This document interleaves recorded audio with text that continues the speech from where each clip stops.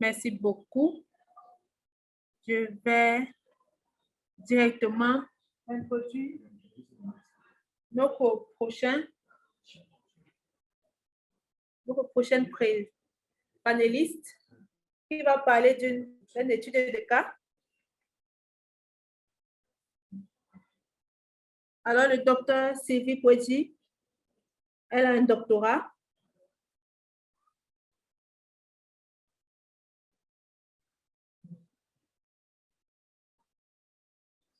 The Bloomberg School of Public Health. Alors, docteur Sylvie Poitier, elle est épidémiologiste et professeure à la faculté de médecine et sciences biomédicales à l'université de Yaoundé 1. Elle dirige beaucoup de projets, mais celui qu'elle voulait qu'on mentionne ici, et pour lequel elle a travaillé durement pour créer, c'est une entreprise de consultation qu'on appelle CLIER. C'est l'approbation de capacité pour la recherche et leadership d'excellence. Moi, personnellement, j'ai travaillé dans ce groupe. Merci beaucoup de me donner cette opportunité. Je me rappelle, c'était l'une des meilleures expériences que j'ai eues, apprendre du leader elle-même. Docteur Sylvie Poitier, avec toutes les réalisations que vous avez, nous voulons que vous traitez encore cette question importante. Que faut-il véritablement pour être un bon leader? Alors, nous allons vous donner le temps de puiser dans cette expérience très riche pour pouvoir nous aider à comprendre, à apprendre à comment être un leader de succès. Merci beaucoup. Docteur Sylvie, vous avez la parole. Merci beaucoup, docteur. Merci pour l'opportunité. Je vais partager mes diapositives. Faites-moi signe quand c'est OK.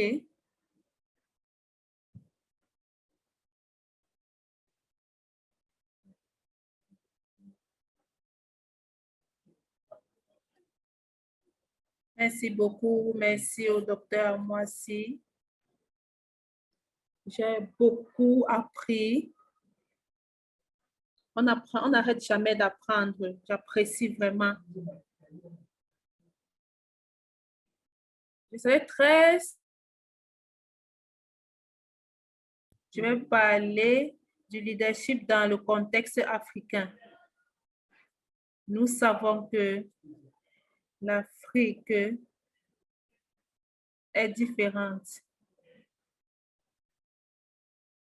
Si vous venez en Afrique, vous allez remarquer comment il y a la différence ici. Malheureusement, dans l'Afrique subsaharienne,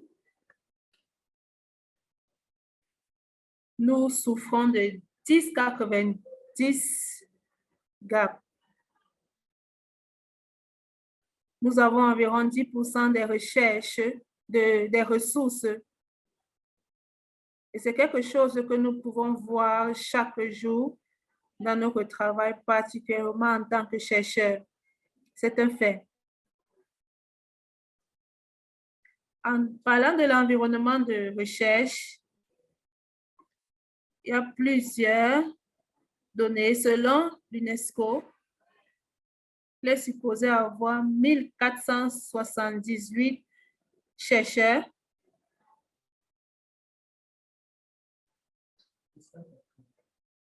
Ça, c'est la moyenne dans le monde. Et imaginez quoi, dans l'Afrique subsaharienne, nous avons seulement 50 chercheurs par million d'habitants.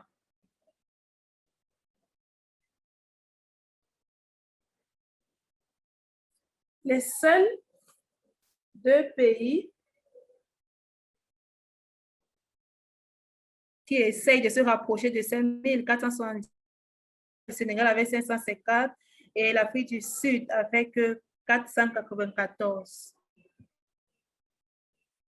par million d'habitants. le Sénégal et ensuite l'Afrique du Sud. Nous avons encore beaucoup à faire dans le cadre de la recherche. Voilà le déficit. Il y a plusieurs raisons qui ont été données. Pourquoi est-ce que nous avons ce déficit? Il y a dans le manque d'engagement des différentes parties prenantes, particulièrement le gouvernement, qui ne met pas à disposition de ressources naturelles pour avoir des ressources pour avoir des chercheurs. Je pense qu'ils étaient supposés mettre environ 1% des ressources pour la recherche de la santé, mais dans notre formation, nous ne mettons pas vraiment l'emphase sur la recherche.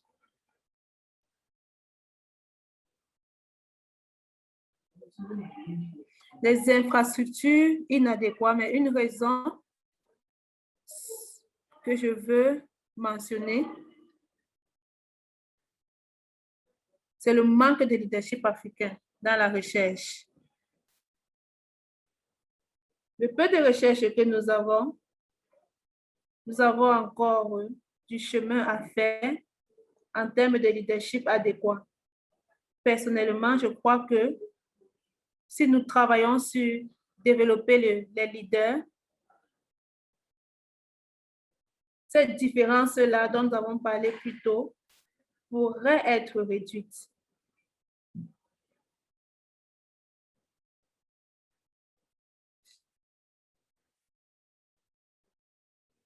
Être un leader dans la recherche, à quoi est-ce que ça ressemble? Je veux parler de la vision, je veux parler de la stratégie. Je ne vais pas entrer là parce que je pense que le docteur Amoisi a fait un très bon travail en nous montrant ce que c'est qu'un leader, mais particulièrement quand tu es un chercheur et tu t'appelles leader,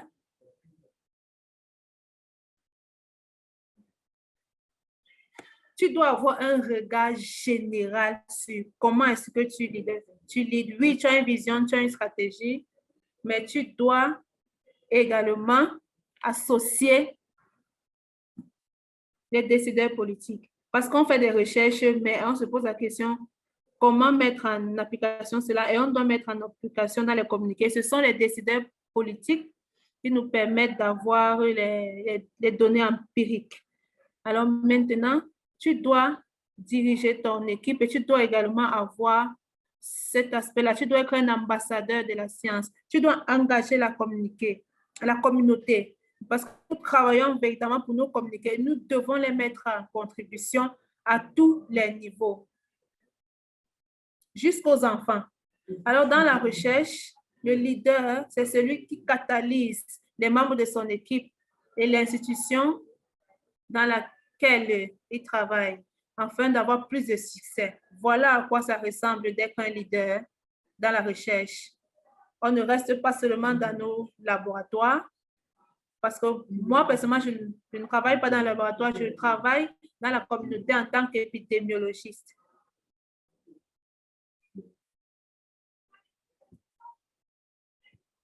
J'ai besoin d'être capable d'attirer des financements pour faire mes recherches. Attirer des financements indépendants pour faire mes recherches. Donc, j'ai besoin d'être impliqué dans la formation des futurs leaders. J'ai besoin d'être capable de diriger des grandes équipes, de mettre en application des grands projets de façon efficace.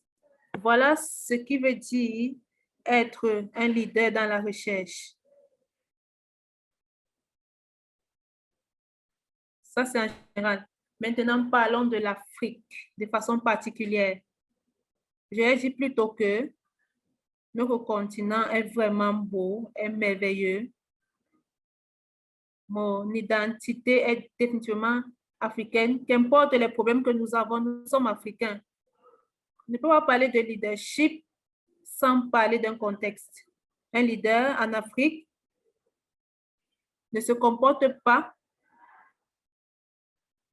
comme un leader en Europe, en Asie en Amérique, nous sommes différents.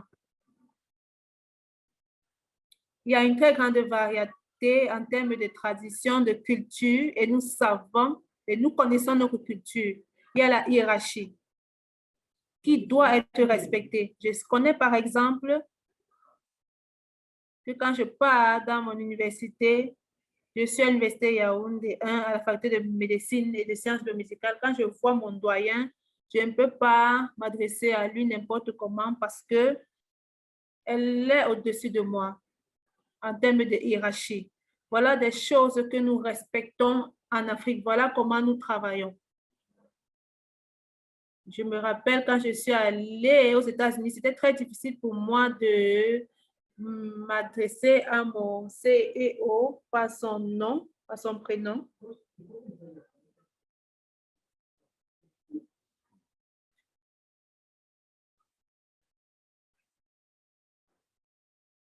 Il était Jerry pour tout le monde, mais en Afrique, ça ne se fait pas.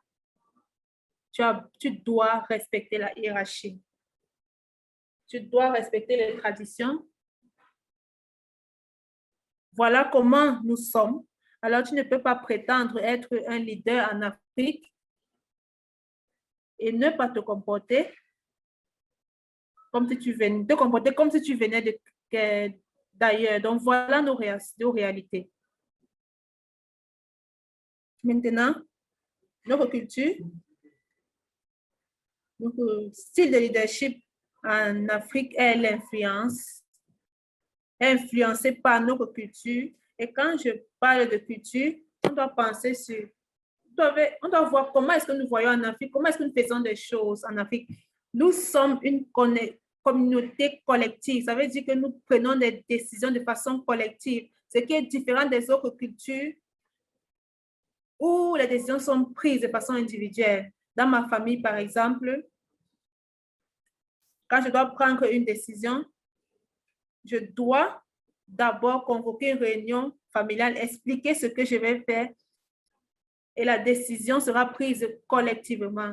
Voilà comment nous travaillons en Afrique.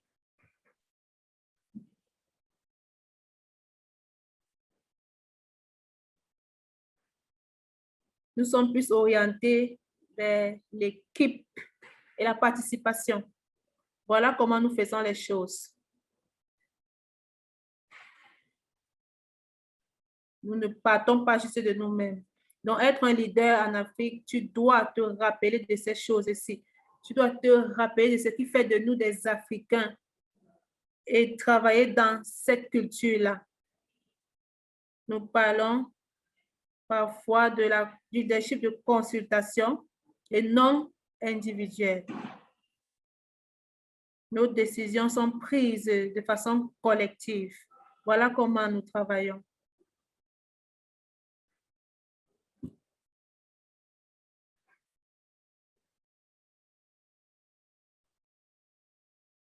Alors, il y a eu une étude qui a été conduite.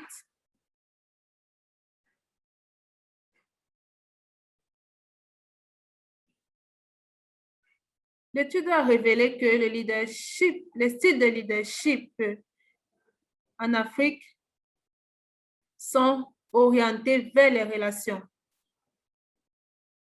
Et le style de leadership, le leadership laisser faire, qui veut juste dire que tu laisses les gens faire ce qu'ils veulent faire.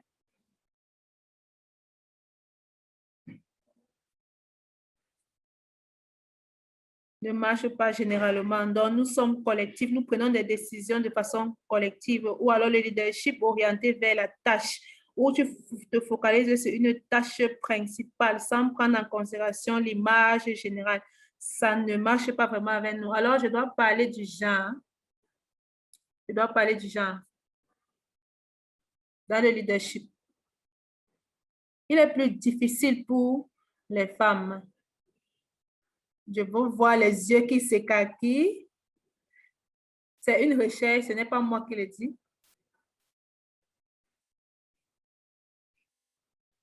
Les opportunités pour le leadership dans les recherches pour les femmes sont plus bas que les hommes. Et ceci est dû au rôle que les femmes jouent. Il y a tellement de rôles que les femmes doivent jouer. La femme peut être une mère, une femme, membre de famille, une sœur, un enfant, un ami et tous ces rôles-là, on s'attend à ce que ces rôles soient prioritaires par rapport au travail. Et ceci fait en sorte que c'est très difficile pour les femmes avec toutes ces priorités maintenant de venir s'imposer en tant que leader. Même pour avoir des opportunités de leadership, alors que les hommes ont. Donc, c'est un peu plus difficile pour les femmes. Je sais que ce n'est pas particulier en Afrique, c'est partout, mais je pense que les femmes en Afrique portent vraiment une charge particulière et ont moins d'opportunités que les autres femmes dans le monde. Moins d'opportunités pour être leader dans la recherche. Alors, voici l'étude dont je parlais, qui a été conduite par l'Académie africaine des sciences. Elle implique 24 pays. Vous pouvez voir les petits, les pays là, sur ma diapositive. Donc, je dirais que la plus grande majorité des pays africains ont été représentés dans cette étude. L'étude a été conclue avec un modèle qui a été proposé pour le leadership, pour la recherche africaine. Vous pouvez voir que le modèle a une forme T qui prend en considération les qualités personnelles du leader, également les peuples et les communautés. Les peuples et les communautés. Nous sommes une culture collective et prend également en considération l'expérience dans la recherche. Je pense que quand vous regardez à ce modèle, ça nous ramène à ce que le docteur Amoisi disait en termes de logique, crédibilité et comment connecter les gens. Il a parlé de logos, pathos. Donc, vous pouvez voir ici que vous ne devez pas seulement prendre en considération ton expertise dans la recherche. La logique, je la mettrai dans les qualités personnelles.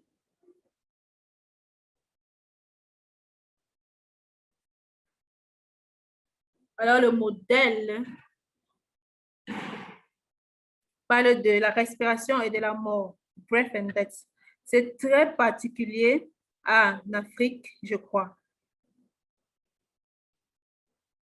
Alors, notre continent très beau, qui est très beau, peut être décrit comme le continent de l'espoir. J'y crois vraiment parce que je pense que le futur est en Afrique. Le continent couvre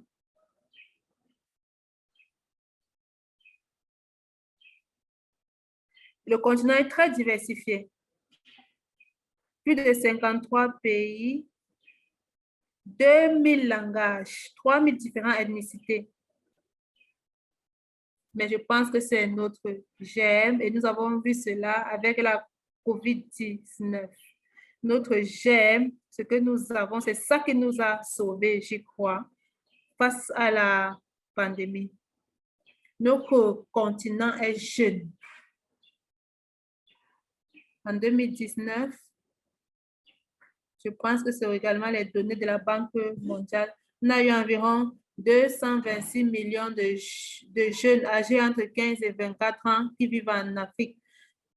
Ça, c'est, disons, 20% de la population mondiale jeune.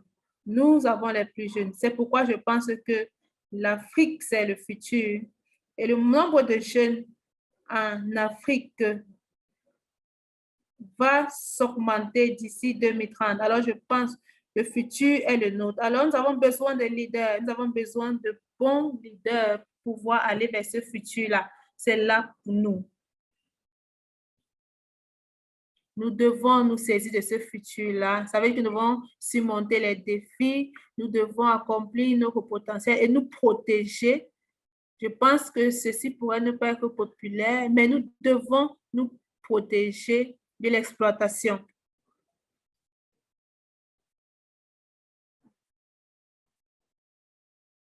J'ai encore quelques minutes. Je vais continuer avec ce style de leadership Ubuntu, le leadership Ubuntu, qui est spécifiquement africain. Ubuntu, c'est un concept qui a été popularisé par l'archevêque, le feu archevêque Desmond Tutu, Edmond Tutu, qui est un des plus grands leaders selon moi. Ubuntu veut dire humanité. Ça veut dire de façon basique qu'un individu apprend à être une personne par d'autres personnes. Tu es une personne seulement parce que les autres te voient comme une personne. Donc, dans ce style de leadership-là, il y a cette dimension. Il y a l'interdépendance, il y a l'affinité, il y a l'orientation vers les personnes, il y a l'humanité, la vision et l'objectif, la performance et la pratique éthique. Voilà les éléments qui rentrent dans le leadership Ubuntu. Ça veut dire de façon basique que c'est en appartenant à une communauté que nous devons nous-mêmes. En termes de leadership, ça veut dire que tu ne peux pas juste être un leader de toi-même. Ce qui me conduit encore à la présentation du docteur Amoissi parlant de Pato. Il a dit comment est-ce qu'on se connecte aux autres. Il a parlé de ces trois éléments-là. Les bons leaders doivent se connecter aux autres. Donc, voici mon opinion personnelle maintenant, s'agissant de comment améliorer notre leader en tant que leader africain dans la recherche. Nous devons penser à la compassion, à l'intelligence émotionnelle et à la vulnérabilité. De ce qu'on n'a pas l'habitude d'entendre ceci, quand on parle de leadership, on entend souvent la vision, la stratégie, mais je parle de compassion d'abord. Un leader compassionné est très attentif, il écoute, il comprend, il met l'emphase et il soutient les personnes. L'équipe se sent valorisée, l'équipe se sent respectée, l'équipe sent qu'on prend soin de lui.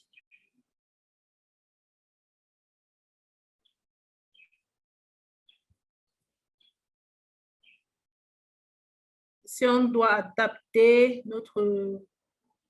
la façon de dire le leadership dans notre contexte africain, un bon leader a besoin d'émotions intelligentes, c'est-à-dire la capacité de comprendre et de gérer tes propres émotions. Alors, tu dois vraiment savoir te gérer et aussi bien reconnaître et influencer les émotions autour de toi. Nous voulons nous éloigner de l'ancien style. Quand un leader entre, on disait « Salut, oui, monsieur ». Essayons de nous éloigner de cela. Et venons dans notre contexte africain collectif. Avec l'intelligence émotionnelle, tu comprends les gens autour de toi. Et ça te pousse à mettre les besoins des membres de ton équipe en premier. Je sais que nous avons à faire, mais c'est les membres de l'équipe qui font le travail. Tu ne peux pas faire le travail en premier parce que si tu le fais, qui d'autre va le faire? Donc, c'est les membres de l'équipe qui mettent le travail en premier.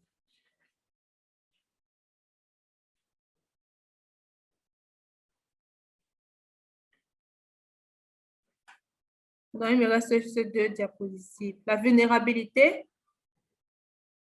adapter le leadership conventionnel, qu'est-ce que ça veut dire? Ça veut dire qu'en toi-même, en tant que leader, tu dois être honnête. Tu dois éloigner ton arrogance. Tu dois être capable d'exprimer ce que tu ressens, que les gens sachent. Quand tu fais quelque chose de mauvais, dis « je suis désolé ». Afin que tu puisses apprendre, que les membres de ton équipe puissent apprendre également de toi. Ça va faire en sorte que les membres de ton équipe soient plus impliqués et investis. Alors, voici mes remarques conclusives. L'Afrique est le futur. Oui, nous avons beaucoup de problèmes, mais on ne peut pas venir à bout de ces problèmes sans que les leaders ne fassent ce qu'il faut faire en tant que dans la recherche, dans le contexte de la recherche. Notre recherche doit être conduite par nous, scientifiques africains. dans notre contexte. Nous travaillons dans notre contexte. Alors, c'est vrai que peut-être ce que je dis n'est pas populaire, mais quand vous contextualisez le leadership africain, c'est là où vous serez capable de faire des changements pour le bénéfice de votre communauté et ça vous donnera une chance de réduire cet écart-là. Nous sommes fatigués d'entendre cela, donc merci beaucoup.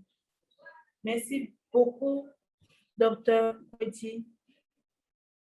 Merci pour cette présentation éloquente. Je sais que ça ne pourrait venir que des experts. Donc, si je commence à résumer, ça pourrait prendre longtemps. Je vais résumer par cette question. Elle essaie de dire quel modèle adaptons pour l'Afrique? Et je crois que la réponse est simple. Ubuntu, le docteur l'a bien dit, adopter le style Ubuntu pour l'Afrique. Alors, il y a plusieurs questions qui sont alignées là. Et nous allons prendre certaines des questions viennent pour vous. Alors, quelles sont les choses à faire pour motiver et renforcer les membres de ton équipe dans cet esprit Ubuntu-là? Voilà la question d'un participant anonyme. Dans ton équipe, il y aura des personnalités différentes. Il y aura des personnes avec des personnalités fortes, des personnes qui ne parlent pas, qui sont timides, mais avec de bonnes idées. Vous devez connaître le langage de chaque personne dans votre équipe. Premièrement, si quelqu'un n'est pas très à l'aise avec la technologie, j'ai dans mon équipe des personnes âgées qui ne regardent jamais les emails. Pourquoi est-ce que je vais envoyer un email alors que je sais qu'ils ne consultent jamais? Alors, chacun a ses forces. Ou alors, on peut voir des personnes, des jeunes. Je vois souvent des jeunes femmes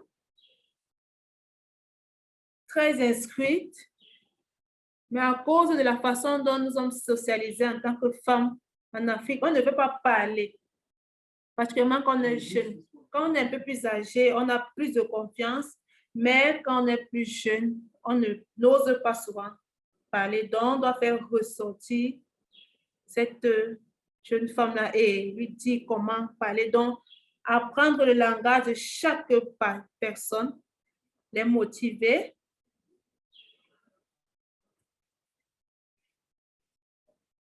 Et les encourager à être la meilleure personne d'elle-même.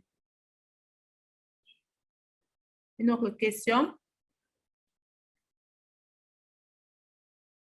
Quand tu établis tes objectifs, tu n'as pas les ressources pour accomplir. De votre expérience, comment avez-vous pu accomplir cela? Je dirais que ça, c'est une très bonne question parce que c'est quelque chose à laquelle nous faisons face chaque jour. Je viens d'une culture qui était tellement pleine de ressources et les années dernières, j'ai eu à travailler en Afrique avec les ressources, des ressources très minimales. Je crois que vous avez déjà dit que je vous vois, vous qui faites le doctorat en Afrique comme des magiciens parce que avec les ressources que vous avez tellement minimes, je ne sais pas comment vous faites pour exceller. Comment vous faites pour émerger? Donc, nous avons tellement peu de ressources, mais imaginez quoi, nous pouvons le faire et on l'a déjà fait. Même avec les petites ressources, vous pouvez gérer.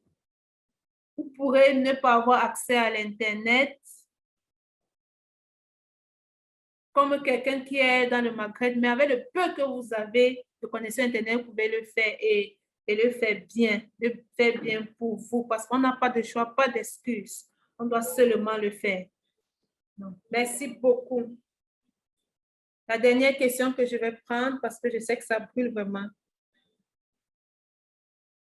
Ça vient de Power. Il dit, c'est possible d'être un véritable leader. Comment faire? Imaginez un scénario où vous avez environ 60 personnes dans votre équipe et 5 qui sont vraiment des chercheurs indépendants. Comment compléter ce genre de scénario pour avoir des bons résultats? Ça, c'est également une très bonne question et très réaliste. La question est très réaliste. J'ai été une jeune femme qui travaillait en tant que leader dans la recherche en Afrique. Parfois, j'avais des personnes qui étaient plus expérimentées et plus âgées que moi, mais c'est dans la position de leader. Tu dois apprendre le langage. La plupart des gens, comme le docteur John Amos a dit, ils veulent être écoutés. Donc, qu'ils sachent que oui, je te vois, oui, tu es important, oui, ce que tu as à dire est très important et valorise l'expérience qu'ils apportent dans l'équipe. C'est pas parce que tu es leader que tu connais tout. Donc, c'est le leadership Ubuntu. Il faut apprendre des autres, parce que ce sont les autres qui font de toi ce que tu es. Merci beaucoup. Docteur John, moi, si je sais que tu es encore là, ouvre ton micro pour me rassurer que tu m'écoutes. C'est pour que vous puissiez également commenter comment naviguer le leadership dans la recherche dans le contexte d'interférence politique.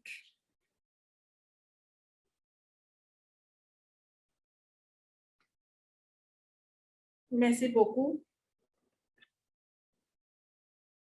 Je pense que cette question sur l'interférence politique est difficile et je pense que dans le contexte dans lequel nous venons de parler, c'est une question très importante parce que dans notre partie du monde de la politique, et même partout dans le monde, particulièrement dans notre partie dans le monde, est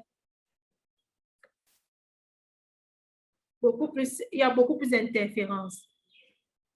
Mais nous avons publié une recherche il y a 2 semaines de cela, à NBPI, où quelqu'un de notre gouvernement n'était pas d'accord avec certaines des choses que nous avons écrites. Et a envoyé un message disant que nous avons falsifié les informations et ainsi de suite. Mais je m'attendais quand même à cela parce que c'était quelque chose de lié à notre politique nationale. Alors, je me suis connectée à la personne directement. J'ai écrit à la personne il y a 1 semaine de cela et c'est seulement la nuit dernière à 22 heures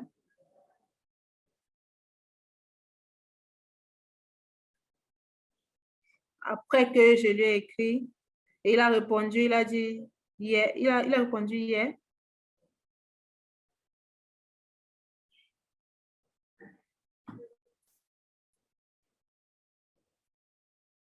Non, c'était une étude qui avait déjà été publiée dans un grand journal. Mais seulement parce que ça a donné une mauvaise image du pays, les acteurs politiques n'étaient pas contents. Donc, c'est quelque chose avec lequel nous devons traiter. La meilleure des façons, c'est, particulièrement si vous êtes dans des travaux biologiques et chroniques, c'est bien de savoir que les autorités, c'est bien de mettre au courant les autorités sur ce que vous faites et les mettre dans le bateau directement. C'est dans les recherches liées à la recherche biomédicale.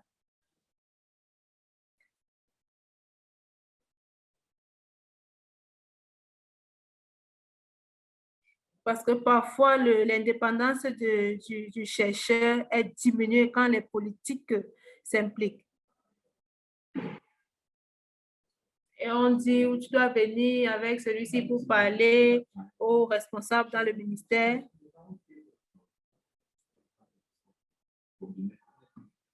Vous savez comment notre système fonctionne,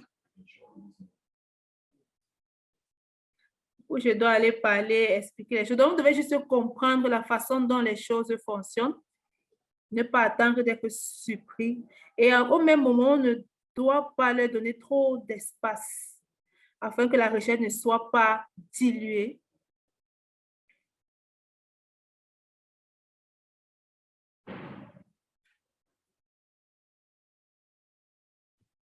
Sylvie?